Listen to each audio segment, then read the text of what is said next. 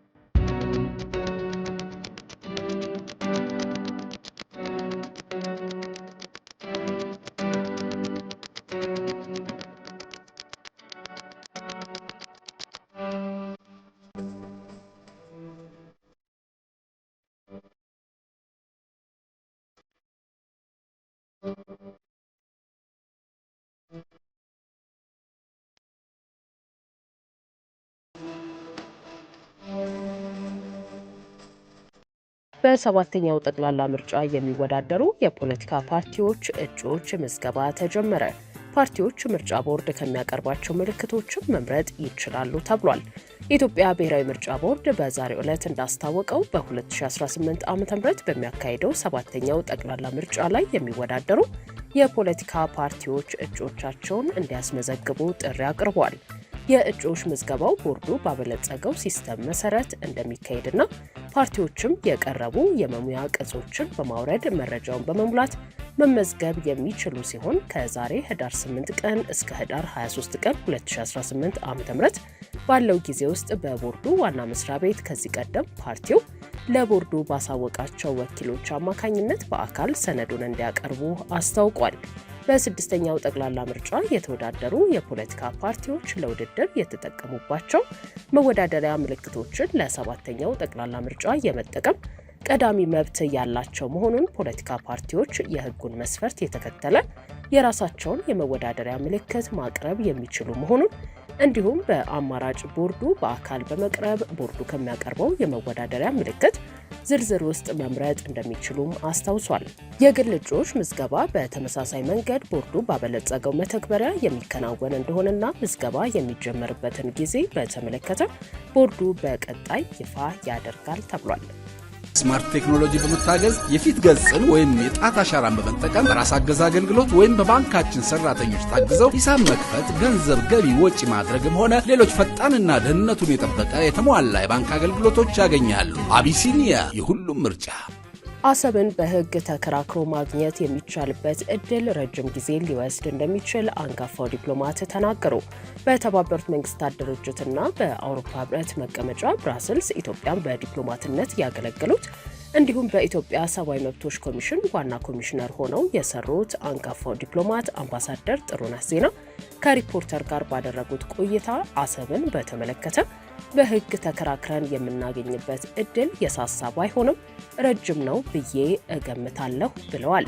መሬቱን በተመለከተ ግን በመጀመሪያ መረሳት የሌለበት የኛ ነው የሚሉና በእርግጥም ባለቤት የሆኑ አፋሮች አሉ። የአሰብ አፋሮች ያለ ፈቃዳችን ነው ወደ ኤርትራ የተጠቃለል ነው። እኛ ከኢትዮጵያ ጋር ነው መካለል የምንፈልገው ካሉ የሚያስቆማቸው ነገር አይኖርም ያሉት አምባሳደር ጥሩነህ ጠቅላይ ሚኒስትር አብይ እንዳሉት እንዲህ አይነት ከባድ የሀገር ጉዳይ ጊዜያዊ የሽግግር መንግስት በነበረበትና መደበኛ መንግስት ባልተመሰረተበት ሁኔታ መወሰኑ አግባብ አይደለም የሚለው ጠንካራ መከራከሪያ ቢሆንም ከህግ ሳይሆን ከፖለቲካ አንጻር የሚታይ እንደሆነ ገልጸዋል። የአሰብ ጉዳይ ወደ ግጭት ሊገባ የሚችልበት እድል ሰፊ እንደሆነ ጠቅሰው ነገር ግን ከግጭቱ በኋላ ወደ ፖለቲካዊ መፍትሄ መምጣቱ አይቀሬ እንደሆነም አመላክተዋል። በህግ ብዙ ጊዜ የሚፈጅ ይመስለኛል። የኢሳያስ መንግስት በሌላ ከተተካ ወይንም የተለየ ለውጥ በአካባቢው ከመጣ እንጂ ጉዳዩ በህግ በአጭሩ አይፈታም ሲሉም አክለዋል። ኢትዮጵያ አዋጪ የሆነውን የባህር በር ለይቶ ያለመወሰን አዝማሚያ እንደሚታይባት የገለጹት አንጋፋው ዲፕሎማት በእሳቸው ግምት ግን ከአሰብ የተሻለ ምቹ የባህር በር እንደሌለ ነው የጠቆሙት። ኢትዮጵያ ምጽዋን ጭምር ለምን አትጠይቅም ሊባል ቢችልም አሰብን ለማግኘት የተሻለ እድል እንዳለ ተናግረዋል። በደርግ ዘመን አሰብ ራስ ገዝ አስተዳደር እንደነበር ጠቅሰው ኢህአዴግ ወደ ስልጣን ከመጣ በኋላ ግን ኤርትራ ስትገነጠል የአሰብን የራስ ገዝ አስተዳደር ሁኔታ ባላገናዘበ መንገድ እንዲወሰድ መደረጉን አስታውሰዋል። ጥያቄውን በዚህ ዙሪያ ቢያተኩር የተሻለ እንደሚሆን አምባሳደር ጥሩነህ አመላክተዋል። ገዢው ፓርቲ ብቻውን ሮጦ 99.9 ድምፅ አገኘው ብሎ ስልጣኑን ለማደላደል እየሰራ ነው ሲል የተቃዋሚ ፓርቲዎች ቅንጅት አስታወቀ። በቀጣዮቹ 3 ሳምንታት ውስጥ መንግስትና ታጣቂዎች ለምርጫ ምቹ ሁኔታ መኖሩን በይፋ ካላረጋገጡ አስፈላጊውን እርምጃ እንደሚወስዱም ገልጸዋል። የመላው ኢትዮጵያ አንድነት ድርጅት፣ የኢትዮጵያ ሕዝቦች አብዮታዊ ፓርቲ፣ እናት ፓርቲ፣ አንድ ኢትዮጵያ ዲሞክራሲያዊ ፓርቲና የአማራ ጊዮናዊ ንቅናቄ የተባሉት 5 ተቃዋሚ የፖለቲካ ፓርቲዎች የመሰረቱት ትብብር ለኢትዮጵያ አንድነት የተሰኘ ጥምረት ምርጫ የዲሞክራሲያዊ ሂደት ማሳለጫ እንጂ የይስሙላ መርሃ ግብር ማሟያ ሊሆን አይገባም ሲል አሳስቧል። ትብብሩ በወቅታዊ ጉዳይ ላይ ዛሬ ህዳር 8 ቀን 2018 ዓ.ም ባሰራጨው መግለጫ ኢትዮጵያ ባለፉት 30 ዓመታት 6 ዙር ምርጫዎችን ያካሄደች ቢሆንም በምርጫ የተለወጠ ስርዓት ሳይኖር 30 ረጅም ዓመታትና 6 ከፍተኛ የሀገር ሀብት በከንቱ የፈሰሰባቸው የይስሙላ ምርጫዎች አካሄዳለች ብሎ መጪው ምርጫ ከዚህ የተለየ ሊሆን ይገባል ብሏል። አሁን ባለው የኢትዮጵያ ሁኔታ ግን እንደከዚህ ቀደሞቹ የይስሙላም ቢሆን ምርጫ ማካሄድ የማይቻልበት ነው ሲሉም ገልጸዋል። 7ኛ ዙር ሀገር አቀፍና ክልላዊ ምርጫዎች የሚጠበቁ ሲሆን ምርጫና ምርጫ ነክ ጉዳዮችን በባለቤትነት የሚመራውና የመንግስት አካል የሆነው የኢትዮጵያ ብሔራዊ ምርጫ ቦርድ በዚህ ዓመት ግንቦት ወር ምርጫ ለማካሄድ ረቂቅ የምርጫ የጊዜ ሰሌዳ ማዘጋጀቱን ትብብር ለኢትዮጵያ አንድነት አስታውሷል።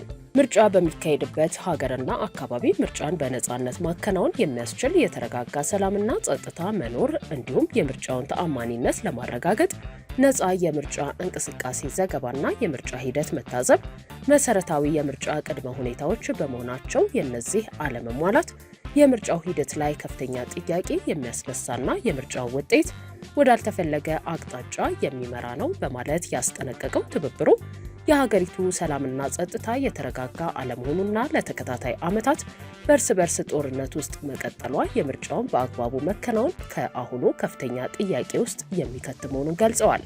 እንደ ትብብሩ ፓርቲዎች ገለጻ በትግራይ ክልል ከፌዴራል መንግስት ጋር የተገባው ፍጥጫ፣ በትግራይና አፋር ክልሎች አዋሳኝ አካባቢዎች የተረገዘው የግጭት ዳመና፣ በሶማሌና በአፋር ክልል አዋሳኝ አካባቢዎች በተደጋጋሚ የሚመላለሰው ግጭት፣ በኦሮሚያና ሶማሌ ክልሎች አዋሳኝ አካባቢዎች ያሉ ውጥረቶች፣ በቤንሻንጉል ጉሙዝ ክልል ያለው ተደጋጋሚ እልቂትና መፈናቀል፣ ከቅርብ ጊዜያት ወዲህ በጉራጌ ዞን እያጋጠሙ ያሉ የጸጥታ ችግሮች፣ በአማራ ክልል ከ2 ዓመታት በላይ የዘለቀው የእርስ በርስ ጦርነት፣ በኦሮሚያ ክልል ከ5 ዓመታት በላይ የቀጠለው የእርስ በርስ ጦርነትና ተደጋጋሚ የዜጎች እገታ በእነዚህ አካባቢዎች ምርጫ ማካሄድ የማይቻልበትን ሁኔታ ፈጥሯል ብለዋል። በቅርቡ ጠቅላይ ሚኒስትር አብይ አህመድ በጎንደር ከተማ ባደረጉት ጉብኝት ወቅት ከጎንደር እስከ ጎርጎራ ያለ አጃቢ መንቀሳቀስ አለመቻሉን መግለጻቸው የሀገሪቱን ነባራዊ ሁኔታ በግልጽ የሚያሳይና ለዚህም የሀገሪቱን ከፍተኛ የስልጣን መንበር ከጨበጡ ሰው የላቀ ሌላ ተጨማሪ ምስክር አያስፈልግም ብለዋል። በጋዜጠኞች ላይ በተለያዩ ጊዜያት የሚደርሰው ዛቻ፣ እስራትና አስገድዶ መሰወር ለምርጫው በነጻነት ሽፋን ሊሰጡ በሚገባቸው የመገናኛ ብዙሃን ላይ የፍርሃት ዳመና እንዲያጠላና ምርጫውም ከእይታ ውጪ በጓዳ የሚከናወን ሊሆን ይችላል ሲሉ ያሳሰቡ ሲሆን የቅንጅቱን ጨምሮ የሌሎችም ተቃዋሚ የፖለቲካ ፓርቲ አባላት ፍትህ ተነፍጓቸው በገፍ በየእስር ቤቱ ታጉረው መገኘት ምርጫን ለማካሄድ ያለውን እድል ጥያቄ ውስጥ ይከታል ብለው አስጠንቅቀዋል። በተጠቀሱት ምክንያቶች ሰበብም መንግስት ለምርጫው አስቻይ ሁኔታዎች እንዳይኖሩ በማድረግ ብቻውን ሮጦ ክር በመበጠስ 99.9 በመቶ ድምፅ አገኘው በማለት ለቀጣዩ 5 ዓመታት ህዝቡ ድምፁን ሰጥቶኛል በሚል ሽፋን የስልጣን መደላድሉን እያበጀ መሆኑን መሬት ላይ ካለው አካሄድ መረዳት ይቻላል ሲሉ ተቃዋሚ ፓርቲዎቹ ገልጸዋል። ከዚህ በመነሳት የምርጫ የጊዜ ሰሌዳው በብሔራዊ ምርጫ ቦርድ ለህዝብ ይፋ ከመደረጉ አስቀድሞ ወይንም ደግሞ እስከ ህዳር ወር መጨረሻ ሳምንት ድረስ ከሁለቱ በቀደመው ሁኔታ ውስጥ መንግስት የእርስ በርስ ጦርነት በአስቸኳይ በማቆም የምርጫ የጊዜ ሰሌዳ ወደ ስራ ከመግባቱ በፊት ራሱ መንግስትና ተዋጊ ኃይሎች ለምርጫ ምቹ ሁኔታ መኖሩን በይፋ እንዲያስታውቁና ህዝቡ እውቅና እንዲሰጠው በማድረግ በእስር ላይ የሚገኙ የፖለቲካ እስረኞችና ጋዜጠኞች እንዲፈቱ በነጻነት ምርጫው ላይም እንዲሳተፉና እንዲዘግቡ በመወሰን በህዝብ ግብር የተቋቋሙትና መንግስት የሚቆጣጠራቸው ብዙሃን መገናኛዎች የተቃዋሚዎችን ድምጽ እንዲያሰሙ በማድረግ ለምርጫው ምቹ መደላድል እንዲፈጠር በጥብቅ አሳስበዋል። እነዚህ ተግባራት በቀጣዮቹ 3 ሳምንታት ገደማ ውስጥ ካልተፈጸሙ በቀጣይ የሚወስዱት እርምጃ እንደሚኖር ተቃዋሚ ፓርቲዎቹ አስታውቀዋል። ውድ ሪፖርተር ተከታታዮች የሰዓቱ ዜናዎቻችን እነዚህ ነበሩ። ስላደመጣችሁን ከልብ እናመሰግናለን።